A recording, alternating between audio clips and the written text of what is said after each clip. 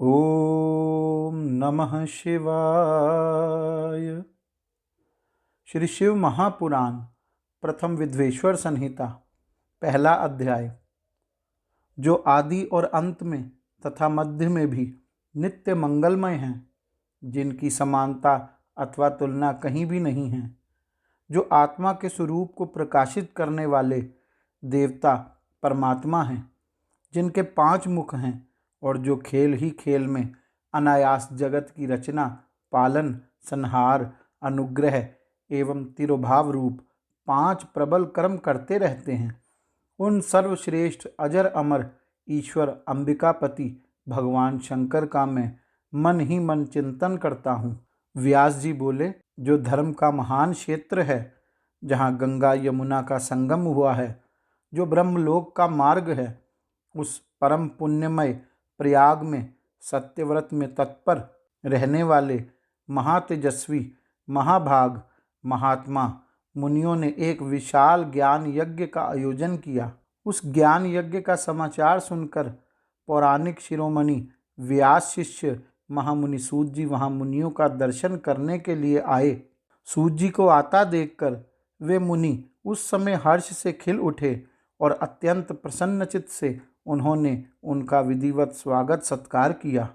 तत्पश्चात उन प्रसन्न महात्माओं ने उनकी विधिवत स्तुति करके विनयपूर्वक हाथ जोड़कर उनसे इस प्रकार कहा, हे सर्वज्ञ विद्वान रोमहर्षण जी, आपका भाग्य बड़ा भारी है। इसी से आपने व्यास जी से यथार्थ रूप में संपूर्ण पुराण विद्या प्राप्त की, इसलिए आप आश्चर्य स्वरूप कथाओं के भंडार हैं। ठीक उसी तरह जैसे रत्नाकर समुद्र बड़े बड़े सारभूत रत्नों का आगार है। तीनों लोकों में भूत, वर्तमान और भविष्य की जो बात है तथा अन्य भी जो कोई वस्तु है, वह आपसे अज्ञात नहीं है। आप हमारे सौभाग्य से इस यज्ञ का दर्शन करने के लिए यहाँ आ गए हैं और इसी व्यास जी से हमारा कुछ कल्याण करने वाले हैं, क्योंकि आपका आगमन निरर्थक नहीं हो सकता। हमने पहले भी आपसे शुभाशुभ तत्व का पूरा वर्णन सुना है, किंतु उससे तृप्ति नहीं होती। हमें उसे सुनने की बार बार इच्छा होती है। उत्तम बुद्धि वाले हे सूत जी, इस समय हमें एक ही बात सुननी है। यदि आपका अनुग्रह हो तो गोपनीय होने पर भी आप उस विषय का वर्णन करें। घोर कलयुग आने पर मनुष्य पुण्य कर्म से दूर रहेंगे, दुराचार में फंस जाएंगे, सब के सब सत्य भाषण से विमुख हो जाएंगे, दूसरों की निंदा में तत्पर होंगे, पराये धन को हड़प लेने की इच्छा करेंगे, उनका मन पराई स्त्रियों में आसक्त होगा तथा वे दूसरे प्राणियों की हिंसा किया करेंगे। वे अपने शरीर को ही आत्मा समझेंगे।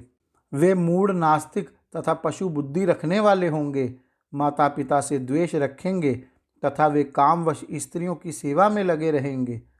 ब्राह्मण लोभ रूपी ग्रह के ग्रास बन जाएंगे, वेद बेचकर जीविका चलाएंगे, धन का उपार्जन करने के लिए ही विद्या का अभ्यास करेंगे, मद से मोहित रहेंगे, अपनी जाति के कर्म छोड़ देंगे, प्राय दूसरों को ठगेंगे, तीनों काल की संध्या उपासन से दूर रहेंगे और ब्रह्म ज्ञान से शून्य होंगे। दयाहीन, अपने को पंडित मानने वाले, अपने सदाचार व्रत से रहित, कृषि कार्य में तत्पर, क्रूर स्वभाव वाले एवं दूषित विचार वाले होंगे। समस्त क्षत्रिय भी अपने धर्म का त्याग करने वाले कुसंगी, पापी और व्यभिचारी होंगे। उनमें शौर्य का अभाव होगा। वे युद्ध से विरत अर्थात रण में प्रीति ना होने से भागने वाले होंगे। वे कुत्सित चौर्य कर्म से जीविका चलाएंगे, शूद्रों के समान बर्ताव करेंगे और उनका चित्त काम का किंकर बना रहेगा। वे शस्त्रास्त्र विद्या को नहीं जानने वाले, गौ और ब्राह्मण की रक्षा ना करने वाले, शरणागत की रक्षा ना करने वाले तथा सदा कामिनी को खोजने में तत्पर रहेंगे। प्रजा पालन रूपी सदाचार से रहित, भोग में तत्पर, प्रजा का संहार करने वाले, दुष्ट और प्रसन्नता पूर्वक जीव हिंसा करने वाले होंगे। वैश्य, संस्कार भ्रष्ट, स्वधर्म त्यागी, कुमार्गी, धनोपार्जन परायण तथा नाम तौल में अपनी कुत्सित व्रति का परिचय देने वाले होंगे। वे गुरु, देवता और द्विजातियों के प्रति भक्ति शून्य, कुत्सित बुद्धि वाले, द्विजों को भोजन न कराने वाले, प्रायकृपणता के कारण मुट्ठी बांधकर रखने वाले, पराई स्त्रियों के साथ कामरत मलिन विचार वाले, लोभ और मोह से भ्रमित चित्त वाले और वापी कूप तड़ाग आदि के निर्माण तथा यज्ञादि सत्कर्मों में धर्म का त्याग करने वाले होंगे। इसी तरह कुछ शूद्र ब्राह्मणों के आचार में तत्पर होंगे। उनकी आकृति उज्जवल होगी, अर्थात वे अपना कर्म धर्म छोड़कर उज्जवल वेशभूषा से विभूषित हो व्यर्थ घूमेंगे। वे मूढ़ होंगे और स्वभावतः ही अपने धर्म का त्याग करने वाले होंगे। वे भांति भांति के तप करने वाले होंगे, द्विजों को अपमानित करेंगे, छोटे बच्चे की अल्प मृत्यु होने के लिए अभिचारिक कर्म करेंगे, मंत्रों के उच्चारण करने में तत्पर रहेंगे, शालग्राम की मूर्ति आदि पूजेंगे, होम करेंगे, किसी न किसी के प्रतिकूल विचार सदा करते रहेंगे, कुटिल स्वभाव वाले होंगे और द्विजों से द्वेष भाव रखने वाले होंगे। वे यदि धनी हुए तो कुकर्म में लग जाएंगे, यदि विद्वान हुए तो विवाद करने वाले होंगे, कथा और उपासना धर्मों के वक्ता होंगे और धर्म का लोभ करने वाले होंगे। वे सुंदर राजाओं के समान वेशभूषा धारण करने वाले, दंभी, दानमानी, अतिशय अभिमानी, विप्र आदि को अपना सेवक मानकर अपने को स्वामी मानने वाले होंगे। वे अपने धर्म से शून्य, मूढ़, वर्ण संकर, क्रूर बुद्धि वाले, महाभिमानी और सदा चारों वर्णों के धर्म का लोभ करने वाले होंगे। वे अपने को श्रेष्ठ कुल वाला मानकर चारों वर्णों से विपरीत व्यवहार करने वाले, सभी वर्णों को भ्रष्ट करने वाले, मूढ़ और अनुचित रूप से सत्कर्म करने में तत्पर होंगे। कलयुग की स्त्रियां प्राय सदाचार से भ्रष्ट होंगी, पति का अपमान करने वाली होंगी, सास ससुर से द्रोह करेंगी, किसी से भय नहीं मानेंगी और मलिन भोजन करेंगी।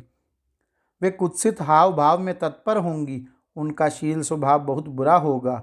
वे काम विहल पर पति से रति करने वाली और अपने पति की सेवा से सदा विमुख रहेंगी।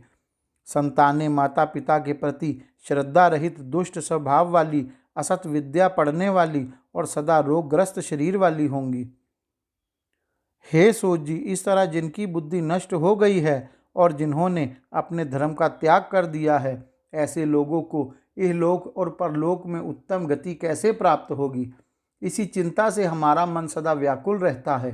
परोपकार के समान दूसरा कोई धर्म नहीं है, अतः जिस छोटे उपाय से इन सबके पापों का तत्काल नाश हो जाए, उसे इस समय कृपा पूर्वक बताइए, क्योंकि आप समस्त सिद्धांतों के ज्ञाता हैं। व्यास जी बोले, उन भावित आत्मा मुनियों की यह बात सुनकर सूत जी मन ही मन भगवान शंकर का स्मरण करके उन मुनियों से इस प्रकार कहने लगे।